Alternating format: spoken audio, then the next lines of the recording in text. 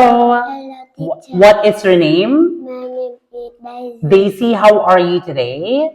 I'm happy. How old are you? I'm 6 years old. Okay, let's proceed now for my question. Look at this picture. They are at the beach and this boy is fishing. Now, my first question is that, what is the boy doing? Scream. Swimming, all right? Swimming. Can you swim, Daisy? Yes or no? No. No, I? No, I can't. No, I can't. All right. Now, let's proceed for this one, all right? How many fish are there? 2 feet. Okay, are there five boys in the picture? Yes or no? No, I can't. Say no there. No. There aren't. Boys, are there 5 boys in the picture? Can you count? You count now. 1. Okay, let's count. 1. 1, 2, 3, 4, 5, 6. Are there 5 boys in the picture? Yes or no? No. No, very good. Now let's proceed for this one. What animal is this?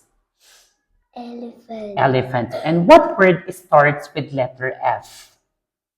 Foot. Correct. Just make it louder, my dear. Now, what can the kangaroo do? It can jump. It can jump. All right. What are they, my dear? Insect. They are insects. And how many insects are there? 3 insects. Perfect. Now, Peter is at a shop, right? And there are many fruits, all right? At this point, can you show me where is the banana? Banana. Okay. So, how many apples are there? 2 apples. 2 apples. Okay. So, what is the boy doing? Eating. Okay. Are there 4 cakes in the picture? Yes or no? No. No, of course. Because there are 1, 2. There are 2 cakes only. All right. Now, how does she feel? Happy. She is happy. Are you happy also? Are you happy today? Yes. Yes, of course. Now, how many oranges do you see? How many orange? 1 or 2? 1. Okay. And what food do you like? I like